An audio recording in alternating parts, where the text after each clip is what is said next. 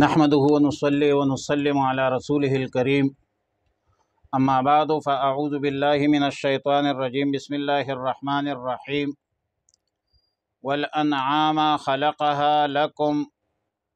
فيها دفء ومنافع ومنها تأكلون۔ پارہ نمبر 14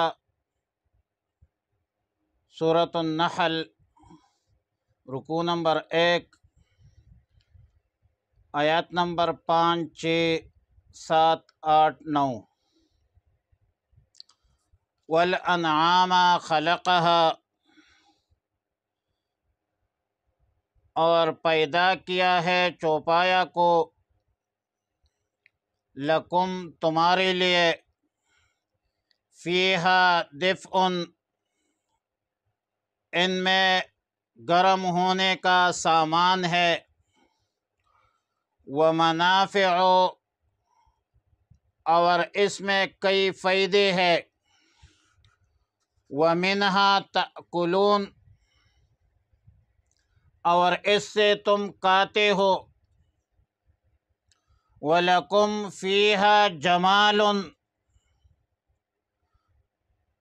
اور تمہارے لیے اس میں خوبصورتی ہے، حین تریحون، جس وقت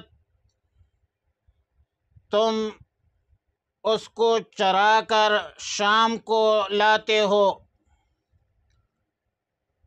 وحین تسرحون، اور جب تم اس کو صبح کے وقت چراگاہ لے جاتے ہو، وَتَحْمِلُوا أَثْقَالَكُمْ، اور وہ اٹھاتے ہیں تمہارے بوجھ، إِلَى بَلَدٍ، اس شہر کو، اس شہر کی طرف یا اس شہر سے، لم تکونوا بالغیہ،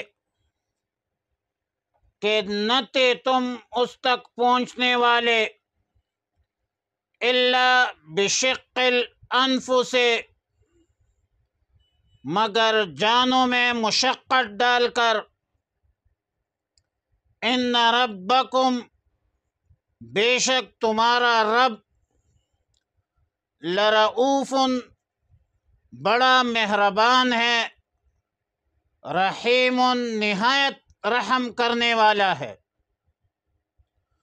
والخیل، اور پیدا کیا ہے اونٹوں کو، والبغال، خچر، والحمیر، اور گدے، لترکبوها، تاکہ تم اس پر سوار ہو، وزینتا، اور زینت بھی ہے، ویخلق، اور اللہ پیدا فرماتا ہے، ما لا تعلمون، جو تم نہیں جانتے، وعلی اللہ قصد السبیل، اور اللہ تک پہنچنا ہے، اللہ تک پہنچتا ہے سیدھا راستہ، ومنہا جائر، اور ان میں سے بعض راستے ٹیڑھے ہیں، ولو شاء، اگر اللہ چاہے، لہداکم، تو وہ تمہیں ہدایت دیتا، اجمعین، سب کے سب کو۔ مذکورہ آیتوں میں انسانی تخلیق کے بعد انسان کے لیے پیدا کی گئے انعامات، احسانات، اور خاص طور پر جانوروں کا ذکر ہے، جس میں انسانوں کے فوائد ہے، اور چونکہ قرآن کریم کے اولین مخاطبین عرب تھے، جن کی معیشت اور تجارت کا دار و مدار پالتو جانوروں پر تھا، اونٹ، گائے، بکرے تھے، اور اس وجہ سے سب سے پہلے ان جانوروں کا ذکر فرمایا، اور فرمایا وَالْأَنْعَامَ خَلَقَهَا لَكُمْ فِيهَا دِفْءٌ، لَكُمْ خَلَقَهَا لَكُمْ اے لِنَفْعِكُمْ، یعنی ان جانوروں کو تمہارے لیے گرمی سے بچانے کا سامان پیدا کیا ہے، نفع ہے۔ ان جانوروں کی اون سے انسان اپنے کپڑے بناتا ہے، کال سے پوستین بناتا ہے، ٹوپیاں بناتا ہے، اور دوسرا فائدہ یہ ہے وَمِنْهَا تَأْكُلُونَ، ان جانوروں کو ذبح کر کے تم کھاتے بھی ہو، اور جب تک زندہ ہے ان جانوروں کی دودھ استعمال کرتے ہو، ایک بہترین غذا ہے۔ اس دودھ سے پھر دہی بنتی ہے، مکھن، گھی، یہ سارے انعامات ہے، فوائد ہے، اور اس کے علاوہ بھی بہت سارے فوائد ہیں جو چمڑے، ہڈی، بالوں کے ساتھ وابستہ ہے۔ لیکن آیات میں فرمایا وَلَكُمْ فِيهَا جَمَالٌ حِينَ تُرِيحُونَ وَحِينَ تَسْرَحُونَ، ان چوپائیوں جانوروں میں تمہارے لیے رونق ہے، جمال ہے، خوبصورتی ہے، خاص کر جب وہ شام کو چراگاہوں سے تمہارے مویشی خانوں کی طرف، غجل جس کو پشتوں میں کہتے ہیں، اور جہاں چراگاہ ہے اس کو پشتوں میں ورشو کہتے ہیں، تو چراگاہ اور ورشوں سے جب مویشی خانوں کی طرف آتے ہیں خوبصورتی کا منظر ہوتا ہے، یا صبح کو گھروں سے ورشو یا چراگاہ کی طرف جاتے ہیں، اس میں تمہاری شان ہے، شوکت ہے، عزت ہے، وقار ہے، جمال ہے، باکمال ہے۔ لیکن یہاں پر ایک چھوٹا سا سوال ہے۔ سوال یہ ہے کہ مذکورہ آیات میں چراگاہ کی واپسی کو مقدم کیا، یعنی شام کے وقت واپسی کو پہلے ذکر کیا، اور چراگاہ جانے کا ذکر وہ مؤخر کیا، بعد میں ذکر کیا۔ حالانکہ چراگاہ کو صبح جاتے ہیں، واپسی شام کو ہوتی ہے، اور صبح مقدم ہوتی ہے شام پر، تو ابتدا تو صبح سے ہوتی ہے، شام سے تو نہیں ہوتی۔ لیکن آیات کریمہ میں صبح مقدم ہے، عصر مقدم ہے، کہ شام کو جب واپس آتے ہیں۔ تو اس کا جواب اور اس جواب کا تعلق دیکھنے سے ہے، بئی معنی کہ گھروں میں، غجل میں، مویشی خانوں سے نکلتے وقت جانوروں میں رونق، جمال، باکمال نہیں ہوتی، خوبصورتی بطریق کمال نہیں ہوتی، باکمال تر و تازگی نہیں ہوتی، باکمال خوبصورتی نہیں ہوتی، بلکہ جانور خود اپنے لیت سے، اپنی گندگی میں لت پت ہوتے ہیں غجل میں، اور جب چراگاہ جاتے ہیں، ورشو جاتے ہیں، جو چراگاہ میں درختوں سے، پتھروں سے خود اپنی صفائی کرتے ہیں، ستھرائی کرتے ہیں، اور واپسی پر اس کی ایک چمک ہوتی ہے، ایک تر و تازگی ہوتی ہے، ایک حسن و جمال کا منظر ہوتا ہے۔ اور میں تو ایک پہاڑی پٹھان ہوں، بہترین منظر وہ ہوتا ہے، دلکش منظر وہ ہوتا ہے کہ جب جانور چراگاہوں سے مویشی خانہ کی طرف آ رہے ہو، سورج غروب ہو رہا ہو، بارش عموماً اس ٹائم ہوتی ہے عصر مغرب کے ٹائم، اور تندور میں آگ جلائے جاتے ہو اور دھواں اوپر کی طرف جا رہا ہو، مہمانوں کی آمد ہو،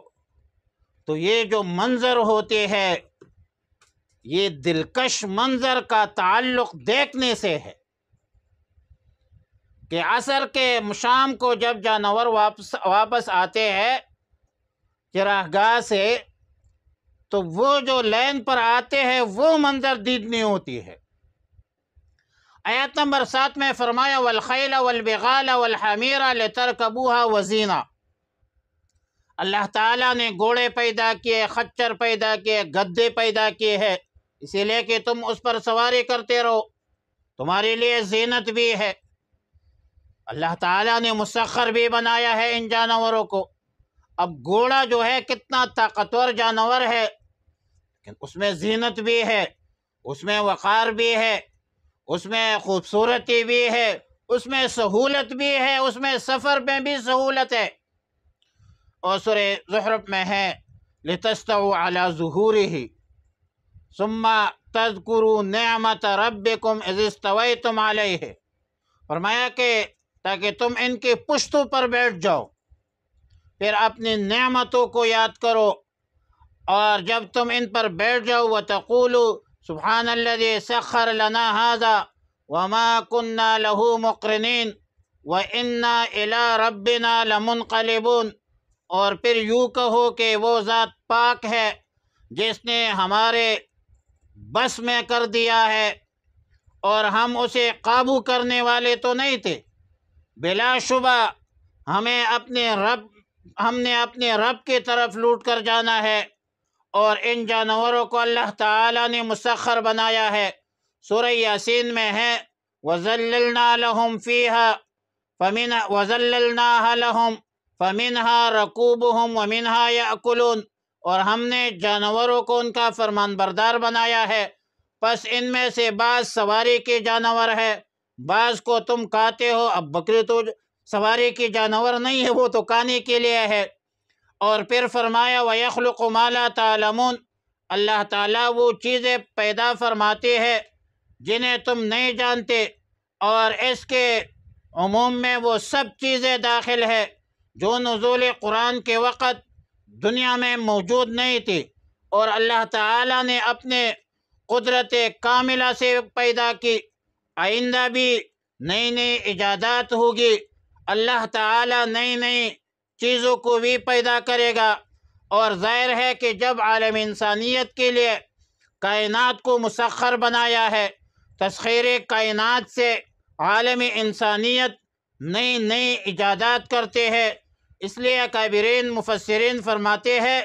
کہ نو ایجاد سواری، ہوائی جہاز، ریل، موٹر کار وغیرہ، اور قیامت تک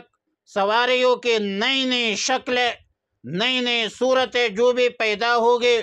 وہ سب کے سب وَيَخْلُقُ مَا لَا تَعْلَمُونَ کے عمومی الفاظ میں شامل ہے اور متناول ہے، جس کی خبر اللہ تعالیٰ نے پہلے دی۔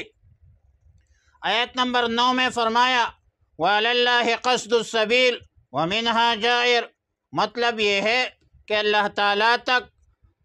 تعالیٰ تک سیدھا راستہ پہنچتا ہے۔ صراط مستقیم پر چلو، دین اسلام پر چلو، اور جو شخص دین اسلام پر چلے گا وہ اللہ تک پہنچے گا، حقاً یقیناً اللہ کی رضا، خوشنودی اور رضا اس کو حاصل ہوگی۔ اور جو شخص جائر ہے، ٹیڑھے راستے پر چلتا ہے، ٹیڑھے راستوں پر چلتا ہے، نہ ایسے شخص کو اللہ کی خوشنودی حاصل ہوگی، نہ اللہ کی رضا نصیب ہوگی،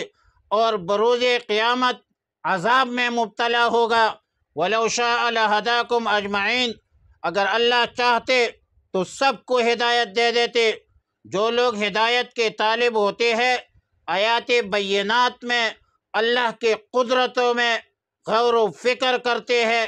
صراط مستقیم پر چلتے ہیں، تو صراط مستقیم اس پر واضح بھی ہو جاتا ہے، اس کے دقائق اور نظائر بھی اس پر واضح ہو جاتا ہے، یقیناً اس کو ہدایت ملتی ہے، اور یہ ہدایت ایصال الی المطلوب کے معنی پر ہے۔ اور بعض مفسرین کا قول ہے کہ وَلَوْ شَاءَ لَهَدَاكُمْ أَجْمَعِينَ، اگر اللہ چاہتا تو مجبوراً سب کے سب کو صراط مستقیم پر ڈال دیتا، لیکن جبر حکمت کا تقاضا نہیں ہے۔ اللہ تعالیٰ نے دونوں راستے بتلا دیے، ایک ہدایت کا راستہ ہے، ایک ضلالت کا راستہ ہے۔ وَعَلَى اللَّهِ قَصْدُ السَّبِيلِ، اللہ تعالیٰ تو سیدھا راستہ بتلاتا ہے، وحی الہی کے ذریعے، کتابوں کے ذریعے، انبیاء علیہ السلام کے ذریعے سیدھے راستے پر چلنے کی ترغیب دیتا ہے،